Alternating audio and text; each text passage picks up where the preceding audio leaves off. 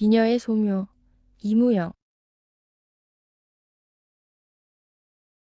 기왕 올 테면 나 있을 제 5개. 뭔 그렇게 어색해할 거야 했는가? 오래간만에 친구 찾아오는 셈치면 그만이지. 하기야 그런 일이 없었다기로니 친구 찾아 강남도 간다는데 친구 찾아 천리쯤 오기로서니 그게 그리 망발될 게 없자는가. 이러한 편지를 받고 나니 그도 그럼직했다. 지난 가을부터 감내 하고도 초란히 대상 물리듯 미뤄온 데는 물론 15원이라는 차비가 그의 생활로 보아 엄두가 안 난 것도 사실이었다. 그러나 그보다도 벌써 여러 번째 어가 한번 놀러 오라고 졸라대다시피 해도 응응 코대답만 해오던 그로서 너를 기다리는 여성이 있다고 한다고 신이 나서 달려간다는 것도 쑥스러워 솔깃하면서도 이때껏 미뤄온 것이다. 뭘 가보게나 그려. 오래간만에 친구도 만나보겄다. 청초한 미인이 기다리겄다. 믿져야 본전 아닌가. 그런 중에도 정성스런 애독자렸다. 훈이가 올라왔다가 오이 편지를 보고는 이렇게 충동이었다. 그때도 귀가 솔깃하게 들리는 것을 꿀꺽 참았다. 훈이 말 맞다나 여러 해 만에 만나는 친구요. 거기다가 자기의 작품을 모조리 읽은 한 여성이 기다린다는 것이 제가 쓴 것에 대한 정당한 평가는 그만두고라도 듣기 싫은 소리는 아니었다. 작품을 감상할 만한 여성이라면 첫째 자기의 작품 같은 것에 정력을 허비하지 않을 게고 그동안에 쓴 것을 모아둔 스크랩을 꺼내어 20, 30개 되는 그 작품들을 읽던 때에 그 여인의 심경을 상상해보다가 얼굴이 화끈한 적까지 있으면서도 그 여성을 한번 보고 싶은 생각도 들지 않는 것은 아니다. 어하구도 오래간만이고 H에 찾아가면 한둘쯤은 반색할 사람도 있는 터고 하기야 서울서 구나 시골 가서 구나 같은 놈이야 별수가 있나. 그는 이렇게 이번 여행을 합리화시켜도 보았다. 그러나 무엇보다도 그로 하여금 결단을 내리게 한 것은 요새 며칠째 삼각형으로 일그러진 주인 옆편내의 상판이었다. 지난 가을에 적선동 하숙을 좁혀놨을 때는 돈 10원이나 생긴 것이 있어서 아주 희떻게 성금을 내놓아서 그 바람에 군소리 없던 주인 옆편내가 한 달, 두 달 소 외양 밑자리 모양으로 깔아가기만 하는 것을 보고는 되물이나게 채치기 시작한다. 더욱이 낯선 친구들이 며칠 도리로 그의 뒤를 수소문하는 데 겁을 버쩍 집어먹은 모양이다. 오랜 밥값도 못 되는 데다가 전후 5달 동안에 갓난에 오줌 싸듯이 짤꼼짤꼼 몇 푼 주고는 2달 접어들면서는 그나마도 시치미를 뗐다. 그래도 신문사에 가 있는 장편소설이 팔린다는 바람에 눈치만 슬슬 보던 주인은 그것도 싹수가 노란 것을 어떻게 눈치를 챘는지 하루에도 몇 번씩 김씨 하고 어디서 배워먹은 김씨인지는 모르지만 문안을 드린다. 김씨, 오늘은 좀 생각하셔야죠. 그저 조금만 더 참으슈. 한성이가 입에 익을 만큼 되풀이해온 대답이었다. 글쎄, 김씨도 염치가 있지. 사리가 분명한 양반이 하루 이틀 밀리는 것도 명구스러울 텐데 이것 벌써 몇 달째입니까? 글쎄, 없는 걸 그런다고 나옵니까? 남같이 맘도 모지지 못해서 강도질도 못하고 말할 만한 데는 다 구멍이 막혔으니 어쩝니까? 신문사에서 그 소설을 산다니까 며칠만 더 참으슈. 소경이 제 닭 잡아먹는 줄 모른다는 격으로 그 막연하게 며칠이라는 바람에 호랑감 둘을 써온 마누라는 그의 고이춤이나 움켜잡듯이 달구쳤다. 시굴년 보리마당질 내세우듯 며칠만 내세우지 말고 똑 떨어지게 날짜를 말하구려. 아니 그날도 안 되겠군. 3달 초닷새로 하지요. 그날은 때도 안 묻은 시퍼런 딱지로만 갖다 드리리사요. 이렇게 확확 불어넘긴 그였다. 그러나 닷새 날도 지났다. 닷새 날만 지나면 그만이겠는데 마누라쟁이는 엿새 날도 이렛 날도 닷새 날처럼 복가된다. 이 닷새가 벌써 몇 번이나 지나갔는지 알 길조차 없는 지금의 그다. 이러한 판에 운수불길한 돈 10원이 주머니 속으로 들어오자 돈내를 맡기나 한 듯이 그날 저녁 때에 어한테서 편지가 온 것이다. 어이 편지를 받자 그의 마음은 다시 이치시에로 쏠리었다. 북쪽이라고는 의정부밖에 가보지 못한 그라 북극의 신흥도시라는 그것만으로도 그의 마음을 사로잡기에 충분한 조건이었다. 그리고 오래간만에 친구를 만난다는 것이, 아니 그보다도 자기의 작품을 꾸준히 애독해준 한 여성이 자기를 기다리고 있다는 것이 어이 말맞다나 타협만 하면 결혼할 것까지도 생각하고 있다는 이만큼 근래에 와서 유달리 고독감을 느끼고 있던 그가 솔깃하게 들었다는데 그렇게 부자연한 구석은 없을 것이었다. 그러나 이러한 조건이 그를 HCA로 이끈 것도 사실이나 그보다도 4, 50원이나 밥값이 밀린 터고 보니 10원만 준다면 또 얼마 참아줌직도 한 일이지만은 하늘에 별이 났다듯 노심초사한 이 10원을 고스란히 갖다 바치고 난다면 인제 언제 또 동풍 구경을 할지 모르는 그였다. 어차피 다 끊지 못할 바에야 가고 싶은 데나 가서 며칠 마음 편하게 놀다 오리라는 엉뚱한 배짱도 앞섰던 것이다. 어쨌든 그는 하늘의 별 따듯 한 10원 한 장을 시계 주머니에 꼬깃꼬깃 접어넣고는 살짝 몸을 빼치어 역으로 나왔다. 무수히 2시간이나 남은 시간을 맥없이 앉았기도 무엇해서 우선 어에게 전보를 띄워놓고 30분 후에는 며칠 전에 시작된 진국의 어귀에 조그만 찻집에서 향락이나 하듯이 찻잔 모서리를 족족 팔았다.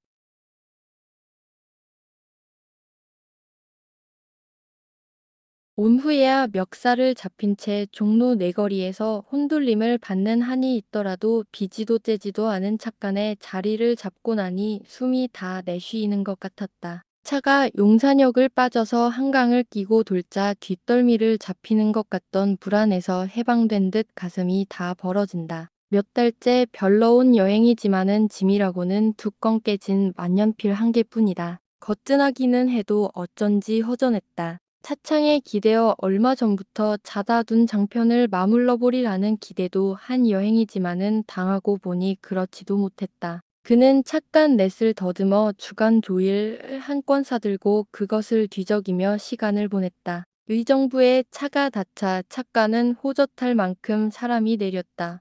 동저고리바람과 어울리지 않는 중절모자는 거의 다 내리다시피 했다. 그의 맞은편에 커다란 부대찜을 메고 출구를 찾던 가무족족한 얼굴에 야무지게 보이는 8팔자 수염을 기른 40이 될락말락한 사나이도 역부가 의정부를 외치니까 줄다름을 쳐나간다. 박박 깎은 머리, 날선 콧날, 얄따라한 입술, 코 밑에서부터 시작된 고랑은 아랫입술까지 연달았다. 얼굴 요량에서는 벽에 안 맞을 만큼 종긋한 귓바퀴. 비록 부대찜을 지기는 햇슬망정 균형된 얼굴이었다. 그는 그 얼굴을 지금 쓰려는 소설의 여주인공 찬영의 아버지를 삼으리라 하였다. 그것은 그리 흔한 얼굴이 아니었다. 그러나 어딘지 조선 사람의 전형적인 일면을 보이고 있다고 생각되었다. 더욱이 그 얼굴은 소의 양반의 얼굴이었다. 그는 상투를 지우리라 했다.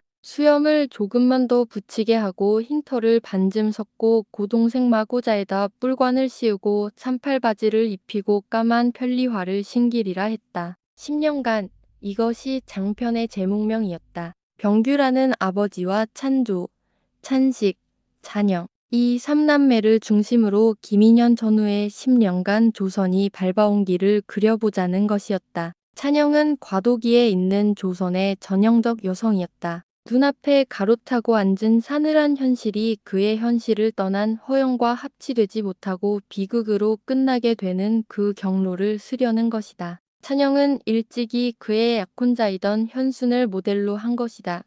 아직도 남부럽지 않게 지낼 만한 대대로 전해오던 재산 끝트러기가 남았던 시절에 약혼했다가 그의 파산과 함께 깨어진 너무나 가슴 쓰린 기억이다. 8년 전 일이었다. 찬영이란 년을 음탕하고 잔인하고 허용투성이를 만들리라.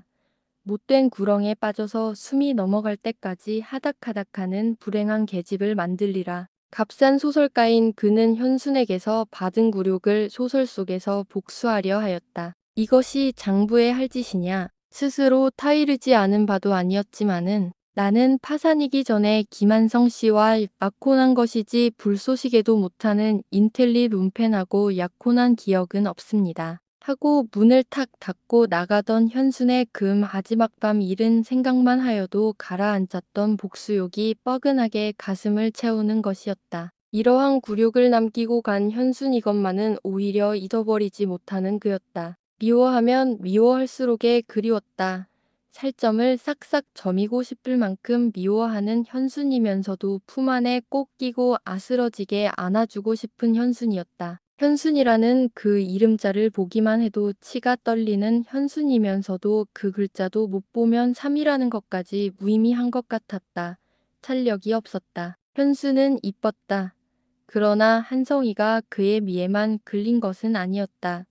미에 끌리기도 했지만은 미보다 그의 맺고 끊는 듯한 성격에 사로잡힌 것이다. 다른 여성과 같이 우물쭈물 꾸미어대지를 않고 맺고 끊는 듯 칼로 친 듯 "인제 너는 돈이 없어졌으니까 그만 미끄러져라" 하는 태도에 끌린 것이다. 만약 현순이가 자기의 파산을 보고 마음이 변하여 슬슬 피하고 탄 남자와 거리를 싸다니고 하여서 은연중에 자기의 마음 변한 것을 나타내서 이쪽이 제풀의 꼭지가 물러 떨어지게 했다면 그는 그 자리서 단념해버릴 수도 있었겠고, 또 그러한 현순이었다면 저쪽에서 아무리 목이 말라 덤빈다 하더라도 눈도 거들떠볼 그가 아니었다. 그러면 당신은 김한성과 약혼한 것이 아니라 김한성의 재산과 약혼한 것이었던가요? 하고 서슬이 퍼렇게 덤벼들었을 때도 가늘게 뜬 눈에 웃음까지 띄고 방정식이나 외듯이 더듬지도 않고 이렇게 말한 현순이었다. 처음부터 한성 씨의 재산과만 약혼한 것이 아니지요.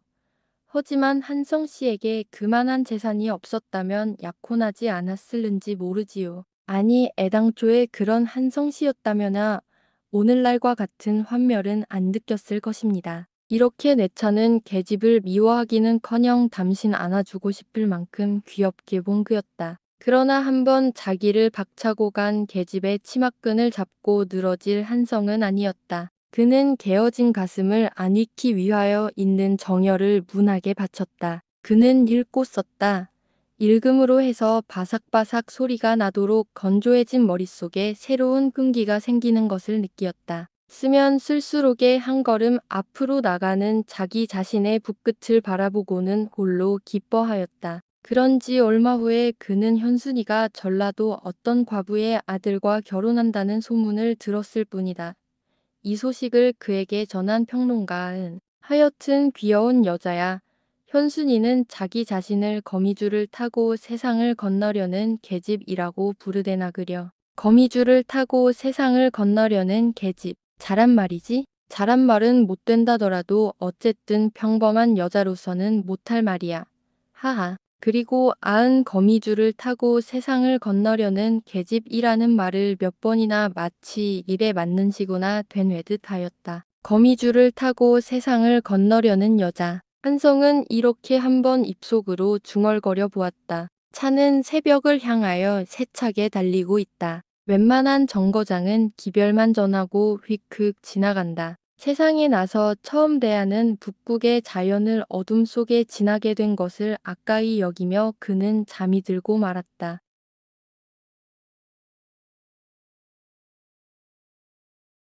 신흥하는 북극의 도시 H에서 내린 것은 9시 반을 조금 지났을까 말까 한때였다. 예측대로 어가 나와 있었다. 그가 장꾼들한테 길을 빼앗기고 엉거주춤하게 내리는 것을 모르고 저기 실망한 낯으로 승강대를 바라보고 섰던 어는 조다우며 짐이나 받을 듯이 팔을 내밀었다. 그는 짐 대신 팔을 내밀었다. 치웠지. 아니, 참 H에 한번 오기 어렵기도 하이. 미안하이. 이러한 대화를 주고받으면서도 이것이 3년 만에 만난 친구 간에 할 이야긴가 하고 생각하니 자기네만큼 멋멋한 사람들도 없을 것 같았다. 시골 역으로 해서는 역전도 넓다. 어떡할까? 버스 걸을까? 맘대로. 내야 절에 간 색시지. 뭘.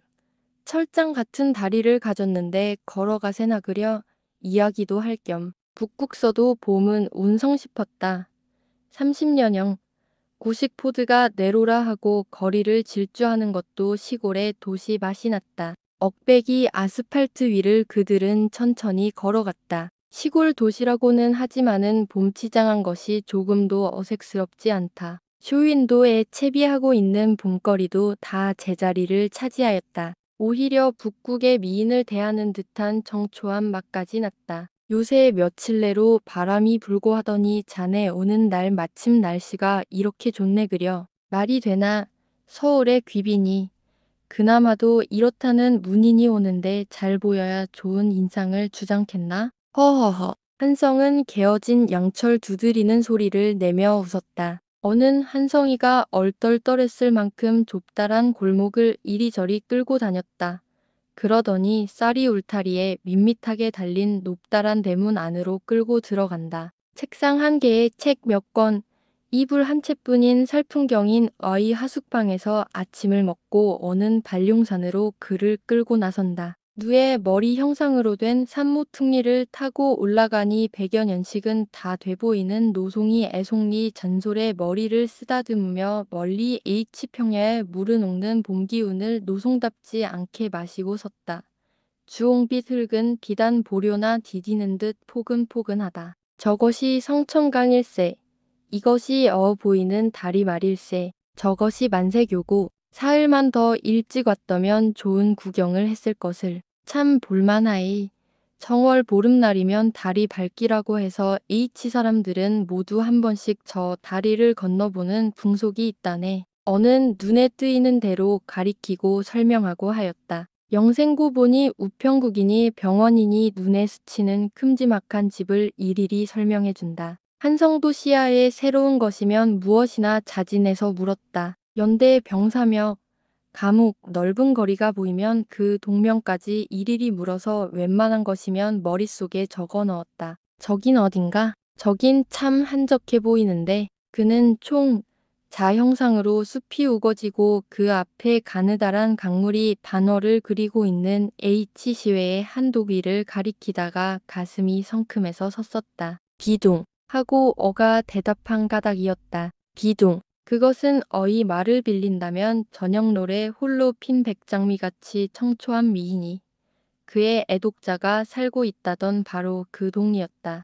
저기가 비동이라. 왜 가슴이 울렁울렁하나. 미친 사람. 가슴이 울렁거릴 거야. 말은 하면서도 한성은 얼굴을 붉히었다. 대관절 뭐라는 여잔가. 한성은 무엇보다도 그것이 궁금하였다. 그러지 않아도 이때껏 가네. 가네.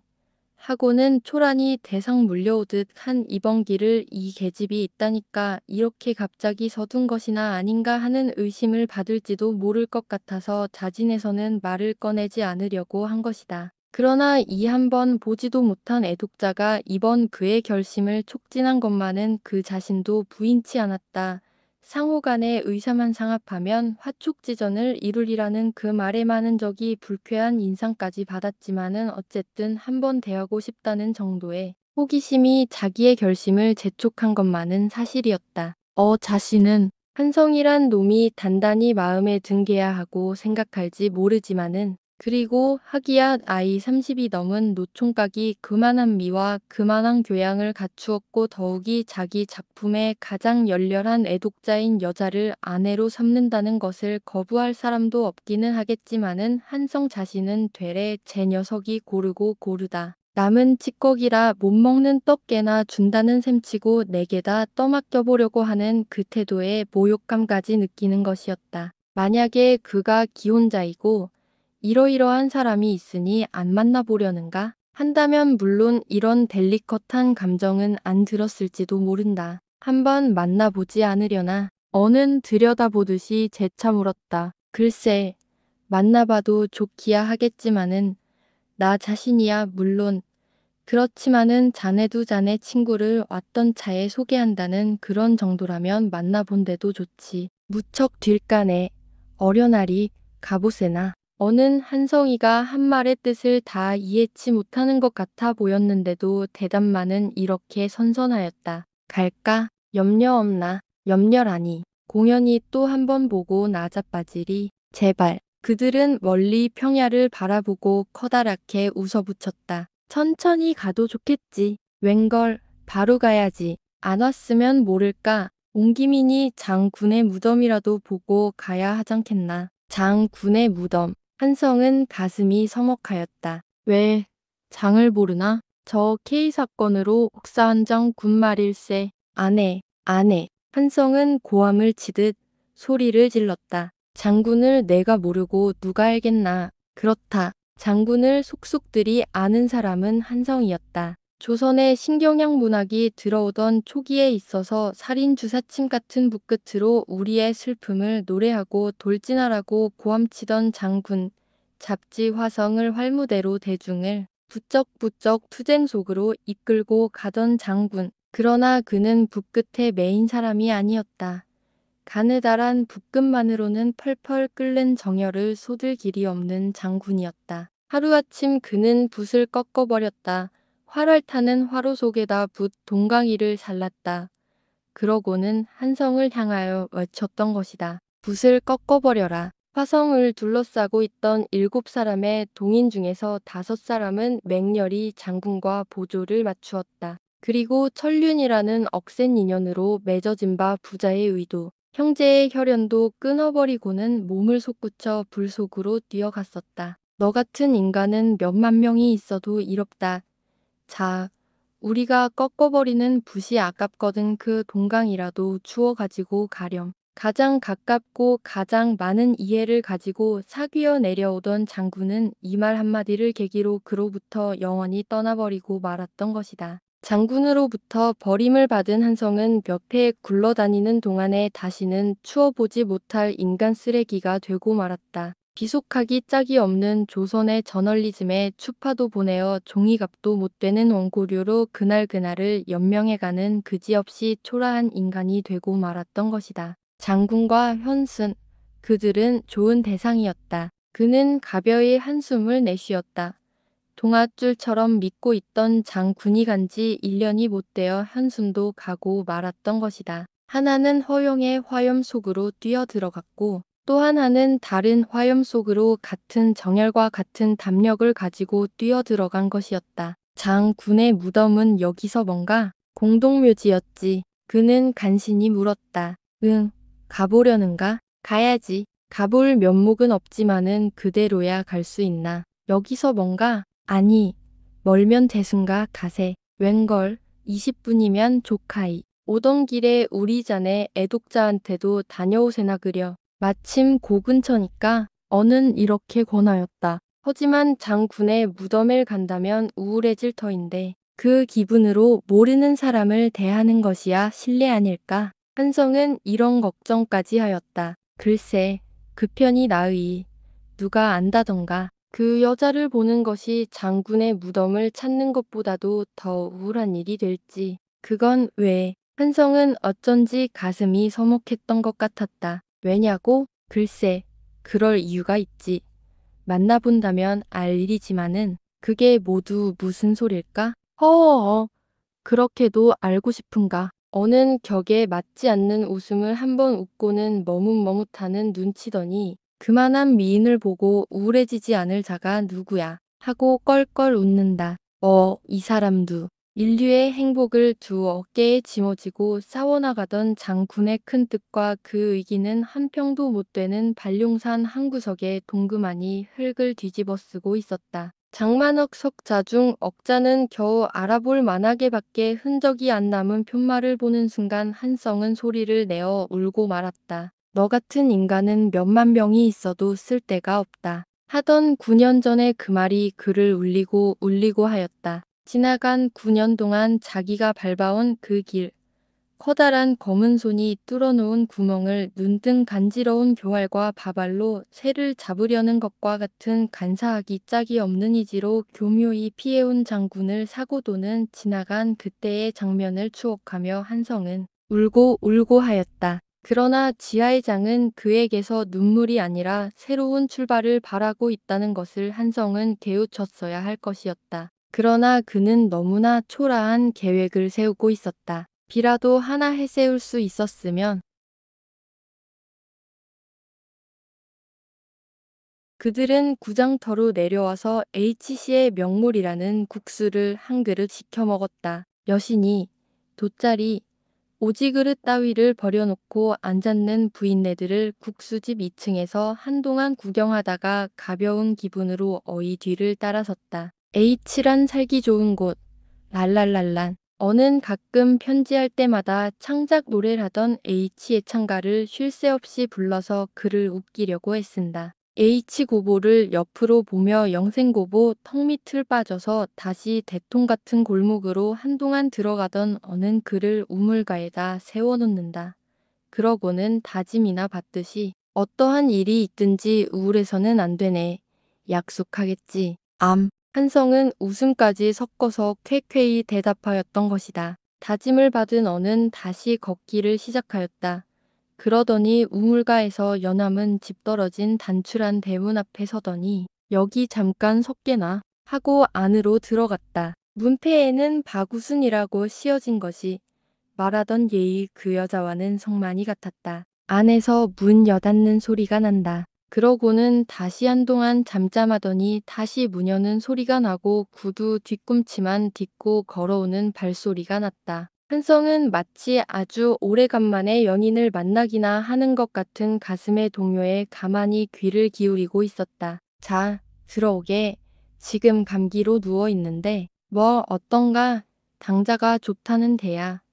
자네만 해도 그이의 병 낫기를 기다릴 수도 없을 게고 머뭇머뭇하는 한성을 이렇게 달구쳐서 어는 먼저 앞을 섰다. 그는 어가 시키는 대로 할 밖에 없었다. 마당 안으로 들어서니 흐너진 조그만 화단 자취가 있다. 그 옆에 가는 철사로 얽은 우수히 한 평이나 되는 닭도 없는 닭집이 있다. 보기만도 이 집 주인은 순결하고 고상한 취미를 가졌으리라는 것이 추측되었다. 미닫이가 다르륵 열린다. 그 다르륵 소리에 맞추어 그의 가슴도 다르륵 덜렸으난 아탄한 얼굴은 조그만 소녀였다. 자, 들어가세. 어는 또다시 앞장을 섰다. 손이 왔음에도 불구하고 주인이 아빠되기도 안 보인다는 것이 적지 않게 불쾌했으나 그는 어를 따라 방으로 들어갔다. 방은 텅 비었었다.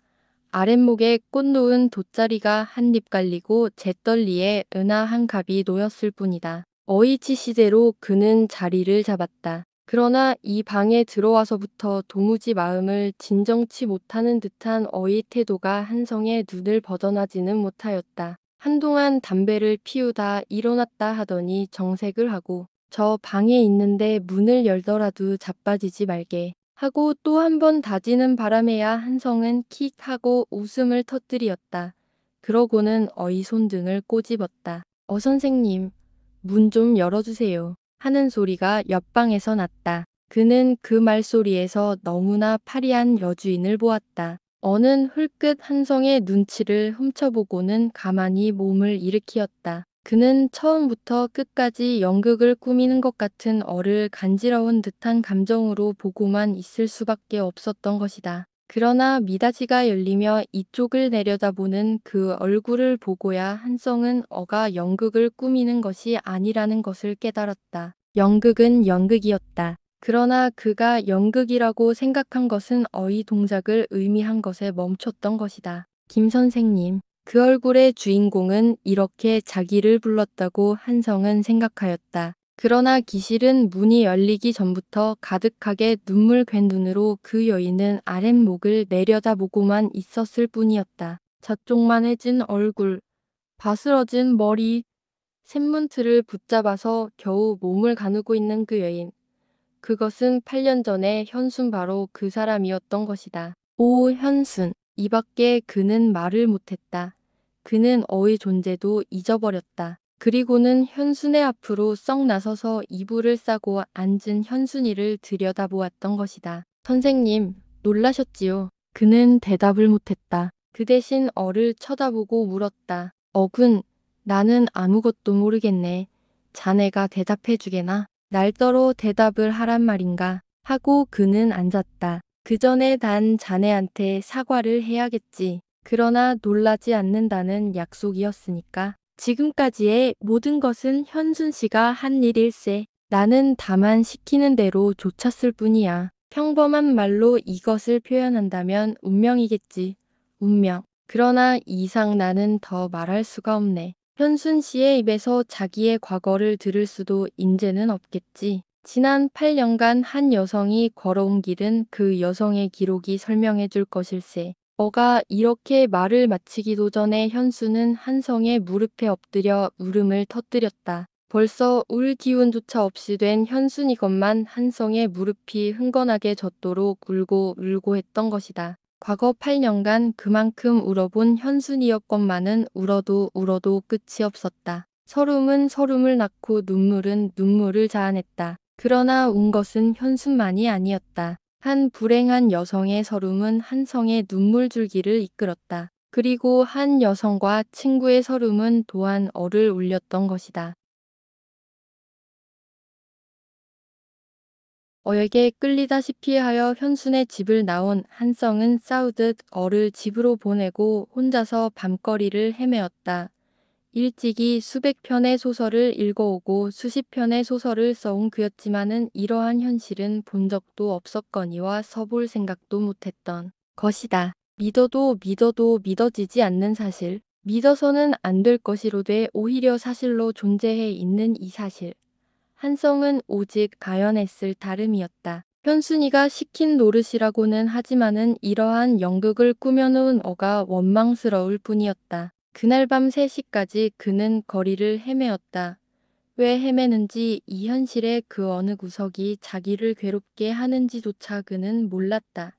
다만 뻐개질 듯이 괴로운 가슴의 고통을 깨달을 뿐이었다. 이 괴로움을 가슴에 안은 채로 잠이 올리는 만무하였다. 그보다도 아직도 서먹서먹한 사이인 어이 도교인 제이에게 그 꼴을 보이고 싶지 않아서 그는 그날 밤을 여관에서 새우고 이튿날도 정오나 되어서 어이 하숙으로 돌아갔다. 아이구, 인제 오시는군. 주인마님이 덤벼들 듯 반가워한다. 알고 보니 새벽에 수세권을 내려다가 함창여관에서 유한다는 말을 어에게서 듣고 그만두었다고 한다. 어가 그래요? 하고 그는 좀 의아했다. 그러고 보면 간밤에 밤새도록 자기의 뒤를 달아다닌 것이로구나 생각하니 그의 우정에 새삼스러이 감사하는 마음이 생겼다. 방에 들어가기도 싫고 해서 퇴에 앉았으려니까 어도 친구 집에서 자고서 그제서야 돌아왔다. 그날 밤 어와 함께 또 현순을 찾았다. 현순을 본다는 것은